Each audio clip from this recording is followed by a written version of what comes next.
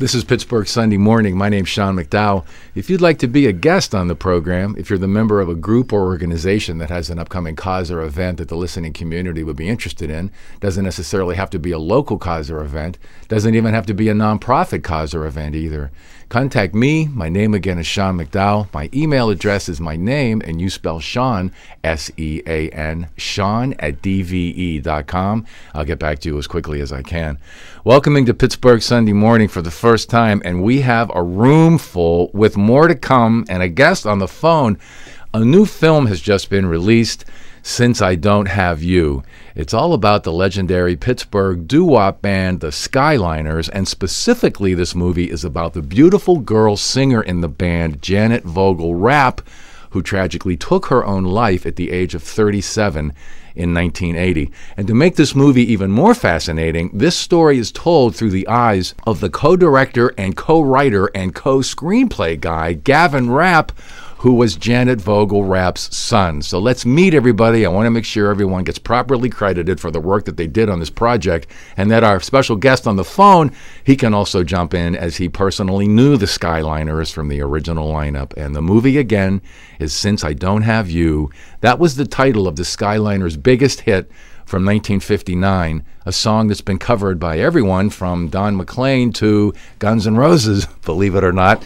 Gavin Rapp, son of the late Janet Vogel Rapp. Gavin, welcome aboard, and you and your partner next to you, another one of our special guests, Ron Hankerson. Hi, Ron. Oh, and we have Kristen just joining us right now, and Kenny just walked in. Glad they could make it.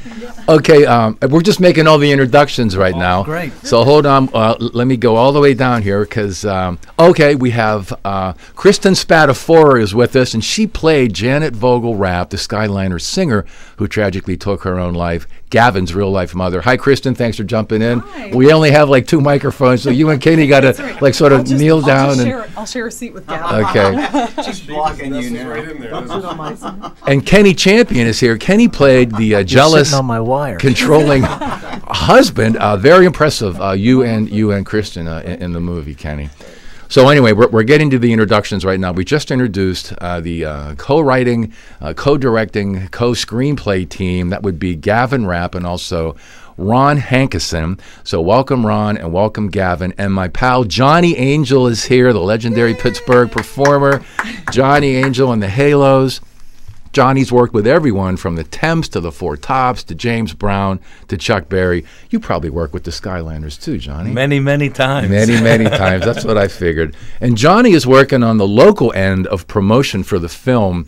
So there's already been like 5 sold-out sneak previews / screenings here in the Pittsburgh area, Johnny? That's correct, and growing, by the way. One in Cleveland as well? One in Cleveland, and we have several of the major cities that are interested, which we'll be talking about. Okay, great. And since Johnny Angel is working the PR end of the movie, here's how to get a hold of Johnny, JAHalos at AOL.com. And we'll repeat that, JAHalos at AOL.com. Johnny, we have another local entertainment legend here on the phone from Dallas, Texas, Chuck Brinkman, who worked at Pittsburgh Top 40 radio station KQV back in the 60s. Chuck, how are you? Good morning, sir. Chuck brought everyone on stage here in Pittsburgh locally, from the Beatles to the Rolling Stones to the Dave Clark Five to Janis Joplin, and of course the Skyliners themselves. And Charlie, you knew the Skyliners personally, particularly Joe Rock, the band's manager, and also to a degree Joe Verschaeren from the original lineup, and of course Jimmy Beaumont, their lead singer, right? Well, Jimmy I knew best because he's a Carrick boy, and when he came here about 5 years ago on a revival show, got to visit with him backstage and, renew old acquaintances and all that kind of stuff. So, yeah, Jimmy I knew best, and still in great voice. That was what amazed me. Still had that beautiful voice that sang Since I Don't Have You. Well, one more special guest in the room. By the way, Chuck Brinkman and I worked with Buster Maxwell, a.k.a. Michael Harbinen, back in the late 70s, early 80s at FM 97 in Braddock. Michael, Buster, it's great to see you in the room this morning. Nice to see you, Sean. Do you have any job openings here at DVE? Looking for a DJ. Did you bring a resume? Yes, I did. Buster plays Joe Rock in the film, Skyliner's manager, and he does a great job, too. And I introduced the two big stars of the film, Since I Don't Have You. They just walked in, Krista Spadafore, and she played Janet Vogel-Rapp, the Skyliner's singer who took her own life. Gavin's real-life mother, Gavin, is with us, co-director of the film. Kenny Champion, who played the jealous, controlling husband, Terry. And we just mentioned Buster Maxwell, Michael John. I have the first question of the morning to Michael, Buster, and Charlie on the phone, and Johnny Angel. Joe Rock, the Skyliner's manager, was he a menacing guy? Because by the end of the movie, Gavin, he was totally in your corner, going after your father big time, several times, like they both drew guns on each other, I think. So what was the real story with Joe Rock? Michael or Gavin or Johnny Angel or Charlie in Texas? I don't know Joe Rock. I just play him on TV. I did know Joe Rock, and Joe Rock was an amazing man. He was a very in-your-face type guy, and a very demanding man whenever he believed in something, and he definitely believed in the Skyliners.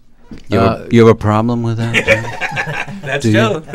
Charlie, what are your memories of Joe Rock, the Skyliner's manager? Well, lots of memories, because when I first got to Pittsburgh in 1960 and I was doing the all-night show, he was one of the first people that came to see me at 2 o'clock in the morning, and we became fast friends. I never found him menacing. I found him, definitely irritating at times when he wanted to get the records played, but I don't think he was ever menacing at all. And he was so involved with the group, as I guess everybody knows. He discovered the group when they were teenagers. They were actually, I believe, called the Crescents.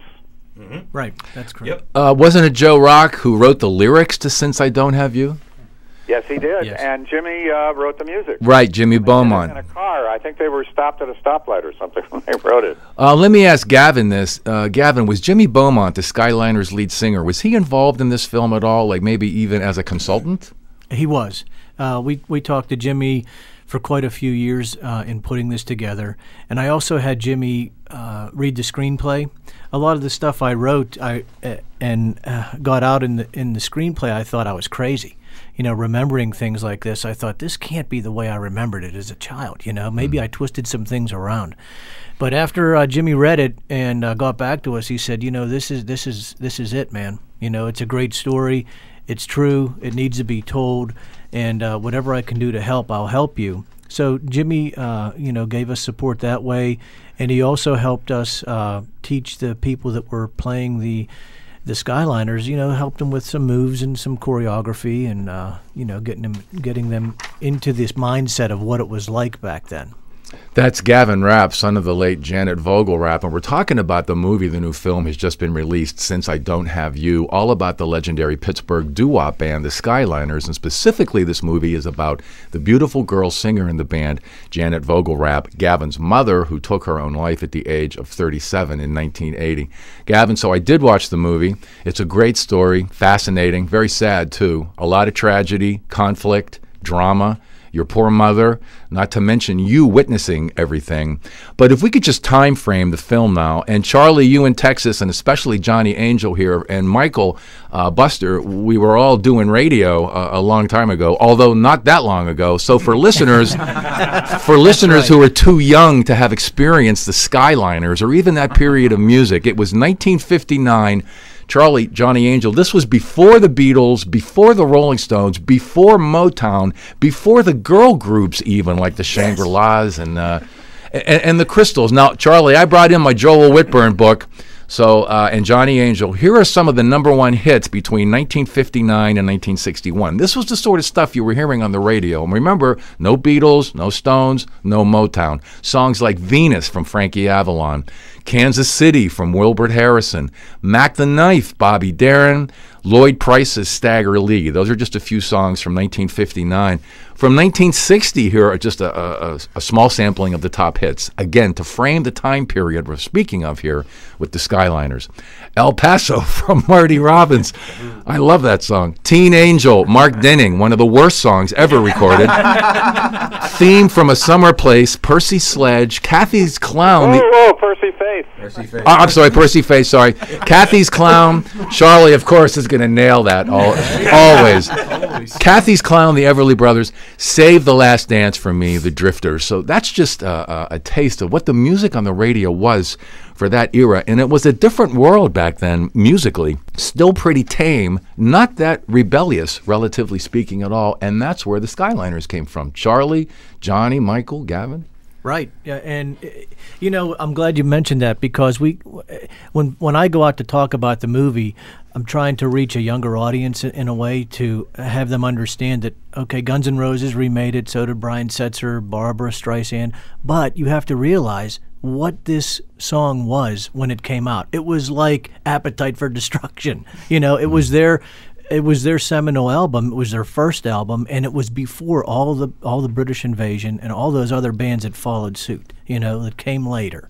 Was it true, and Charlie, well, Gavin, you would know probably, Johnny, was Jimmy Beaumont 16, 17 years old when he sang 14, that song? I think he was 14 years old when 14. Joe Rock discovered him. Wow. Kristen Spatafora is here, too, and she's the one who plays your mom, Gavin. I'm guessing we're talking about 1959 here, Kristen. You were born in what, 1989, most likely? Thank you. No, actually, I kind of grew up with the music. My dad never left the era of doo-wop music. So I grew up with it in the 80s, listening to all of his 45 records, and I knew the songs, Since I Don't Have You and This I Swear, and those were my favorite songs. So when this role came along, it was kind of like it was meant to be. And really, I love the music, and I've listened to those songs a million times, and I still, right now, I'm still singing along with it. Well, you do a wonderful job in the film. Johnny, you wanted to say something, Johnny Angel? Sean, you hit on something when you were naming all the songs that were out at that time period, and I'm sure Chuck remembers this time. When we were growing up in that period and you were listening to the radio, there were not stations that played just one style of music. Every station played a blend of everything, and rock and roll and doo-wop and early soul was just breaking in at that time. So if you're listening to the radio and you're listening to Patti Page, and then you hear a Nat King Cole, and all of a sudden you hear this song that just lit the kids up, and that was what Since I Don't Have You did. It was a fabulous life on one hand, a deeply troubled life on the other, Gavin, for your mom. And I remember from the film that she was into pills pretty early on, and your father, the cop, and you were a teenager watching all of this unfold, trying to process everything as a kid. You and Ron Hankerson, your partner in this project, Gavin. Now, you guys met years ago working on another movie. How long did it take you guys, Gavin and Ron, to organize everything for Since I Don't Have You, like the writing, the filming, the editing, all that legwork, all the detail work? Ron, Gavin? I actually joined Gavin in this a little after he had written the screenplay. So how long were you writing before? About 3 to 4 years. Huh. Yeah, so add that to the 5 or 6 years we put into Right. the whole production planning and that whole process, and you come to 10 or 11 10 years. or 11 years. Yeah. Were you a Skyliners guy from the beginning, Ron? You know, I just remember them. I was 11 in 59. I was 4. Yeah, exactly. And I was just, I loved that music. I loved all of it. And so, it was a natural for me to fall into it as well. The movie was filmed all over Pittsburgh. We recognized Cefalos immediately in Carnegie because we're pals with the owner, Lenny. I recognized a shot way up over top of the Mon in one scene. Joe Rock was outside of a table, Michael, speaking to someone. That might have been in Greenfield. Gavin, you have 2 siblings, a younger brother and a younger sister. Wasn't your sister in the train wreck? She was. In the movie? Yeah, she was. Now, your brother and sister, Gavin, are they still having a difficult time with not just their mother's death, but now this movie about your mother's suicide in 1980, something very difficult for them to watch, understandably so? Is that the case? It is. They both have said thank you to me. It's been very healing. They've put out a lot of the memories that the movie brings back to them, and they didn't really want to go down that path. So they're still coming to terms with a lot of the things in the movie that they were a little bit too young to recognize at that time. The black and white performance footage in the movie, was any of it authentic Skyliners concert footage, and does any of that exist? It does exist. I shot all that footage with my grandfather when I was between 11 and 13. So I have about 45 to 50 minutes of that footage that I'm going to release later on another DVD in addition to the movie. But the footage in the movie, Ron and I worked hard to make it look that way. But it's not original. We based those off of original pieces. I wanted to ask Kristen and also Kenny Champion, who hasn't had a chance to join us yet on a microphone, the two big stars in the movie. How did you two guys research your roles? Because again, how much film does exist of the Skyliners today? Was it you two pretty much talking to Gavin and Jimmy Beaumont maybe a lot for a historical perspective? Kenny? Well, yeah, because you're both much younger. I mean, you are not from the Skyliners era, and I'm just wondering if you were going to be stars of the movie, how did you figure out which way you were going to approach those roles? Well, it's funny. My mother is actually second cousins with Jimmy Beaumont. Oh, there's always a Pittsburgh thing, man. There's so many of them in this film. But I kind of let the they didn't really talk about Kerry Rapp growing up. He was already out of the picture by the time I saw the Skyliners. That was Gavin's father, Terry. And so I just let the script speak for itself, and I just kind of went with it and checking in with Gavin, and he let me kind of have full reign with that. And if I was off of what he remembered his dad doing, he would bring me back to center there. But it was a good collaboration with us. It was really effortless and one of the most rewarding works I've ever done as an actor. So. How did you research your role, Kristen, as far as Gavin's mom? Well, for me, the internet is such a wealth of information, and you can get on there and you can watch all kinds of YouTube videos and tons of footage from back in the day of the Apollo Theater, and just kind of watching all that old footage of all of those doo-wop groups. And so I just kind of watched some of that stuff, and I really got into the script and really kind of felt the character and what she was going through at the time, being this rock star, but also having the struggles of a relationship that was abusive, and the drugs, and the being a mother as well. And so I just kind of got into it that way, and had the help of Ron and Gavin. Joe Verschaeren, he was an original Skyliner. He died in 2007. Gavin and Joe Rock, who Buster portrays, the Skyliners manager, Joe Rock, he died 7 years before Joe Verschaeren. And I got a question for Chuck Brinkman in Texas and Johnny Angel. We've talked about this before. Compared to today, the concert technology back in the late 50s into the 60s, it was just so primitive, as basic as could be. I would imagine not a whole lot of shows or concerts from that era were filmed or recorded, and if they were, the tapes are probably unusable or worthless by now, just because of how many decades have passed. John? Well, I don't think the decades has that much to do with it, but I don't think the recording equipment was that good. I think there probably are some recordings, but as you said, they're not very good. I have a question for Gavin. Is your dad still alive? He is. I thought he was dead. Well, he's dead to me, Okay. And so as far as Chuck's asking, he's still alive, but I haven't talked to my dad in probably 24 years. Are you? How about you and your younger brother and sister? Those two, are they still in touch with your father? No, actually, the last time we all talked to my father was about 3 months before my sister was going to get married. She called him.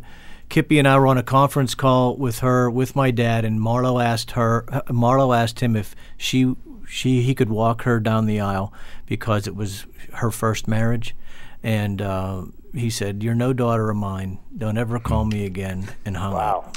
Chuck Brinkman in Texas, my girlfriend Cindy and I were watching the movie last weekend, and Gavin, your father is trying to get your mother to sign over all of her affairs to him. My girlfriend is screaming at the TV like a typical Pittsburgh chick, "Don't do it, don't do it." That's beautiful. That was a very intense scene. It was. That's the first scene we shot with Kenny and Kristen. And I'll tell you what, I was crying in that room that day. That was a really emotional day. Was that your mother's sister who took over watching the kids while your mom was on the road touring? Well, I'm talking about the woman who was somewhat hardcore, smoker, gun in the backstrap of her dress. Aunt Cece, yeah. Aunt Cece. Laverne Duffy. Laverne Duffy is her real name. She did a great job. She did a great job. She did. Her first acting gig ever. Oh, really? Absolutely. She nailed it. You never would have known that. Nope. Not from the movie. She's a great hairdresser from Pittsburgh. Yeah. Gavin, was it you who found your mother in the garage dead from carbon monoxide poisoning? Yes.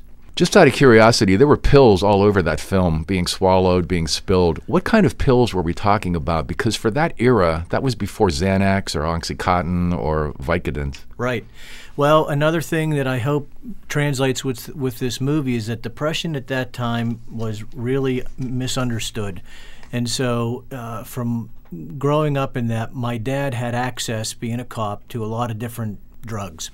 So he would give her, as what I recall, uppers in the morning, downers at night, and whatever those pills were at that time, that was the drug of choice. They were easy to get and easy to be given.